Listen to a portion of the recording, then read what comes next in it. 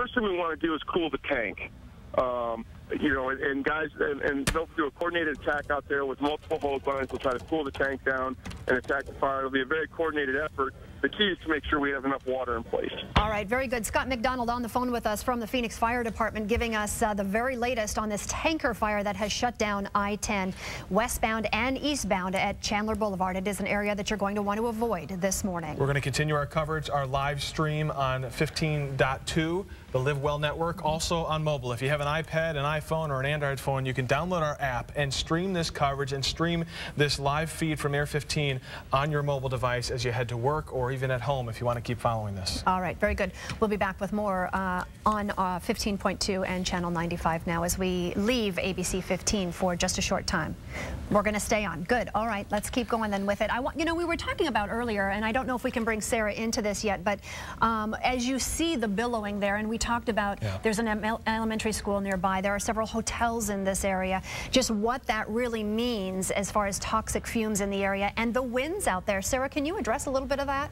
Well, definitely. We have a very stable weather pattern at this time with high pressure in control, very light winds out there, so it's not blowing that fire around very much at all. You can see those winds roughly about 5 to 10 miles per hour at this time. In fact, calm right in the center of town and in the Scottsdale area. Just a little bit of wind in the West Valley out of the northeast at about 10 miles per hour. Now, what I was talking about with the high pressure is it keeps very stable air out there. So when you have high pressure, you have sinking air, and it kind of locks pollution and smoke in this case down here at the surface. Now, I really think we're not going to have major air quality issues with this particular fire, except for in the immediate area. So the immediate area will see that smoke lingering down near the ground. I really think it's going to have a hard time mixing out with this high pressure and control, just kind of capping off the atmosphere. I like to explain it a little bit like a Tupperware lid. You put a lid on a Tupperware bowl here, and it doesn't allow that smoke in this case to mix out. So we are going to have some air quality issues very close by, but I'd say overall the weather is a good factor today. We don't have any very strong winds. We don't have any rain, which could hamper their efforts, so they shouldn't have too much of trouble there, and the air quality shouldn't be too bad with the exception of the immediate area. All right, Sarah Walters live on the weather board for us, showing us those winds. If you're just joining us, we want to recap for a minute. We are on ABC 15 right now. We're also co-broadcasting on our digital channel of 15.2, and we're on Channel 95 as well for you at this hour. Sonora and Living would typically be on at this point, but we're postponing that to bring you this live coverage of this tanker fire on the I-10 at Chandler Boulevard. The I-10 shut down all the way up to the US 60 at this point. We've got Air 15 in the sky. We've also got crews on the ground for you. That's right. Let's go right to Hatzel Vela, who is on the ground near the freeway here and watching all of this from that vantage point. Hatzel, what can you tell us now? Well, I can show you and zoom in, and Isaac will do that for you. And you can see that the front cabin of that back truck is completely gone, completely burned. And if you take a closer look at that first truck, you see that diamond. Obviously, that means it had flammable contents. We've been able to move closer to give you these better pictures.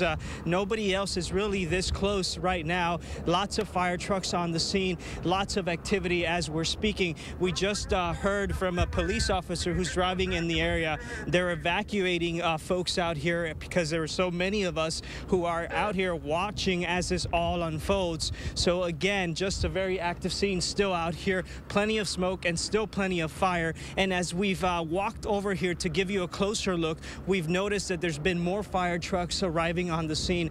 I also spoke to a father who says his son goes to a school nearby, and he just got a call from his wife who told him that the school is being evacuated, which is not too far from where we're standing. Plenty of smoke. The wind is carrying that smoke towards that school, so I can only imagine that's the reason that they're being evacuated. As we speak right now, a Phoenix PD truck is driving by, again, telling everyone to evacuate and to get out of this area because safety issues. You can see it for yourself. Plenty of smoke, plenty of fire on here on the I-10, and we'll continue to stay out here, give you these just incredible pictures that are just unfolding before our eyes. Yeah, Hatzel, we're seeing a lot of that smoke as the fire billows out of the back of that tanker truck. Are you hearing at this point the name of that school? I know we're working back here to confirm which schools are being evacuated at this point as well. Hey, Connie, can you hear me? Yes, I can.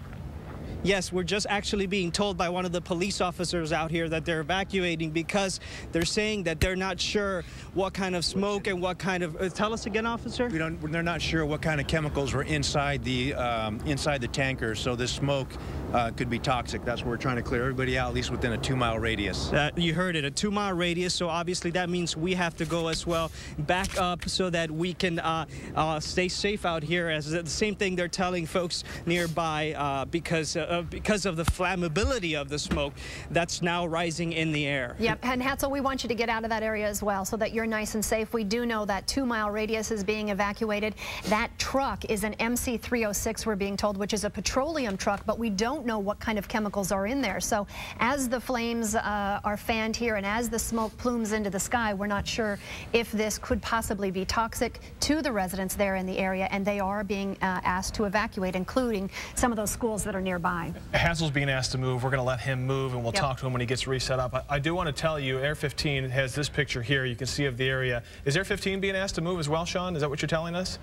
Okay. Air 15 safe. All right, we're going to talk to them in just a second. I want to tell you that we have a 2-mile radius, and I've mapped that out on my computer. If you guys want to pop this up, if you know this area, the Chandler Boulevard and the I-10, a 2-mile radius includes a significant amount of homes, a significant amount of schools, Valley Christian High School, the Montessori Adobe School, St. John Bosco School there on the map as well, businesses, restaurants, hotels. There is a lot, and evacuating that kind of significant area is not going to be an easy task. It is a big coordinated effort right now, trying to get people out of that area just in case this tanker explodes.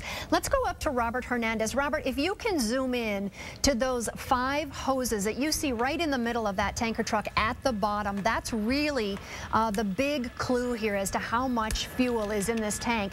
When we were talking to Phoenix Fire Department, they were saying because you can see 5 hoses there are 5 compartments in this tanker truck, and we know the back one for sure is on fire, and the question is how many more walls will go through with this fire before this whole thing is over. As you look at it, what are you seeing from your perspective here from a wider angle? All right, having some communications issues with Air 15 there, but you can see the pictures from the I-10 Chandler Boulevard. Yeah, I'm hearing like every other word on IFB. Okay, we'll get you in just a second. We'll get you in just a second, Robert. I do want to tell you, I'm just being told that the Horizon Community Learning Center is in fact being evacuated. That's at 50th Street, just west of the I-10, so a little bit south, about a half a mile south of Chandler Boulevard. Again, there are a number of schools in this area. If 2 miles is in fact being evacuated, there's going to be a handful of schools evacuated and homes if that's necessary as well. Yeah, we don't know at this point if people will be allowed in to get their kids. We're not sure what's happening yet. I'm sure there are a lot of phone calls going on between the schools and the parents. And so if you live in that area, be aware that your child may need to get out of the area and come home fairly quickly here. If you're just joining us, we have been on the air for almost an hour now watching this breaking news that is happening on I-10. It's eastbound, westbound I-10 completely shut down at this hour because of 2 tankers that collided. Here's what we know. It looks like, from what experts are telling us, Phoenix Fire Department on the scene, etc., that back tanker hit the back of the first tanker. The first tanker is filled with some type of a flammable. Obviously, that's where those flames are coming from, but we don't know what kind of flammable material that is, and we're hoping that it is staying contained to the back compartments of that tanker truck. In the meantime, the tanker truck behind that, we're being told from a man who has been driving these trucks for about 36 years, is a milk truck of some sort or a food grade truck of some sort, and in fact may be out of Tempe and a company that is there. We don't have that confirmed at this point, but he says it's very similar to the ones that he drives. And the evacuation's happening as we speak. We told you that Horizon Community Learning Center is being evacuated right now. That's at 50th Street, just west of the freeway. Hampton Inn and the Homewood Suites by Hilton, both in the process of evacuating. Chandler Boulevard, right there by the I-10, a whole hotel area, if you will. There's a handful of hotels and businesses there. So clearly those businesses now being affected by this, now being evacuated. Let's go to Air 15 now. Robert Hernandez live over the scene and has been for quite a while now. Robert, the backup from this was enormous at one time. We were looking at traffic all the way back on I-10. What's the situation now? And give us a wider view of the security and emergency personnel there on the scene. Set the scene for us. Okay, well, first right here, let me show you the wider view that you're asking for. You can see the fire trucks have moved in now. Now we've got Chandler Fire and Phoenix Fire both working in conjunction, trying to work on putting this out. We've got multiple units in here. They've got a ladder truck and a fire truck there. Looks like they're trying to establish a water supply, which we were hearing when we first got on scene that was a major issue, being able to get water to the fire trucks to be able to put that on the fire. It looks like they're trying to establish a water supply. I would probably suppose you will see the ladder truck trying to get that ladder up and getting water or foam or some kind of retardant onto the fire to help put it out. But secondly, let me the backup. The backup is kind of hard to tell because they have stopped traffic on I-10 so far away. It's up to the US 60. I'm just kind of look right now visually, and there's no cars on I-10 from US 60 all the way down to this incident. And let me show you with the camera here as I come down. That is the Santan 202 that you see right here. You do have a few cars moving around here, but I can hear DPS continuing to try to restrict on the 202, Santan 202, as it meets the I-10 and farther south. In fact, let me zoom in a little bit right here, and you can see some of the cars of the DPS here restricting traffic coming anywhere close to this fire here. So the restrictions on here for the I-10 looks like they start at least at Wild Horse Pass or maybe even farther south at Queen Creek. I was hearing earlier they were talking about going farther south to keep the cars off the I-10. And yeah, you can see coming across the overpass of the Wild Horse Pass, some of the traffic that's been diverted. So definitely some massive traffic backups when you have evacuations as large as you were seeing right here. They're going to try to keep all traffic out of this area. Connie? Robert, I don't think we have seen at 9/11 on a Wednesday the roads this quiet ever. You can really understand the magnitude of the precautions they're taking here to try to keep people safe from what could be a potential even larger explosion, Kirk. And it's safe to say at this point, if you can avoid the I-10 south of the 60 all the way down to the 202, that's the entire section that's being shut down. So avoid that area if you can. Evacuations underway as we speak, and we mentioned a few of them, but I want to just reiterate. Horizon Community Learning Center being evacuated. That's at 50th Street there, just west of the freeway. The Hampton Inn and the Homewood Suites by Hilton, both being evacuated. The St. Benedict Catholic Church in that same area is not evacuating. They have kids there. They're not evacuating. They've been apparently told by authorities that it is not necessary at this point.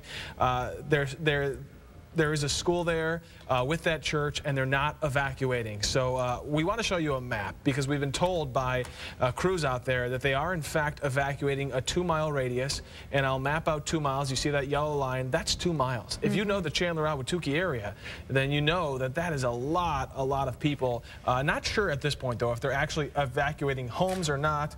Hatzavella is out there, and he's been talking with crews. Yeah, Hetzel actually having to move back, one of those people that had to evacuate that area just a little bit. He's now reestablished and joining us again. Hetzel, bring us another update.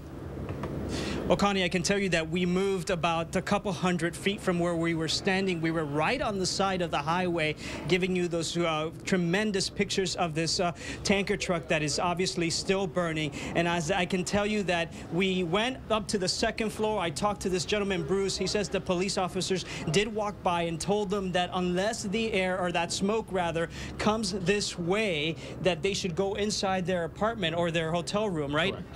What else did he say, sir? They weren't sure what type of chemicals might be in there, so they wanted us to avoid the smoke. Could be toxic. Other than that, nothing. But he says unless the smoke comes this way, then you go inside. Correct. He said if the smoke shifts this way, just go inside the building. Otherwise, that was it. You've been watching this thing the whole morning, and tell us what that's been like. It started out, the first thing I heard was a pop. And I thought, you know, somebody was bringing something upstairs, and I looked outside and I saw the fire. And I came out and I took a couple videos of it, heard a couple more pops, which I'm guessing were the tires of the truck once it heated up. And then pretty much the same as what you're seeing right now.